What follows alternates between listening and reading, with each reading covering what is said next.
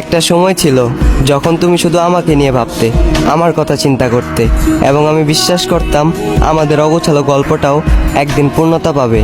তবে কখনো ভুল করেও চিন্তা করতে পারিনি এত যত্নশীল তুমিটাও একদিন আমাকে রেখে চলে যাবে। আজকাল কোনো রকম দিনগুলো পার করতে পারলেও রাত পার করতে পারি না। তোমার স্মৃতিগুলো আমাকে রাতে ঘুমাতে দেয় না। যখনই তোমার কথা মনে পড়ে আমার চোখের কোণে জমে থাকা এক টুকরো মেঘ থেকে অনবরত বৃষ্টি ঝরে। যখনই চোখটা বন্ধ করে ভাবি তুমি আর আমার না, তুমি আজ অন্য কারো ঘরে, তখনই আমার জীবিত আত্মা আমাকে মৃত ঘোষণা করে। জানি না কি এমন ভুল করেছিলাম, কি এমন করেছিলাম পাপ, যে পাপের কারণে সৃষ্টিকর্তাকে সেজদা দেওয়া কপালটাও আজ এতটাই খারাপ। জীবন যখন মুখে দাঁড়ায়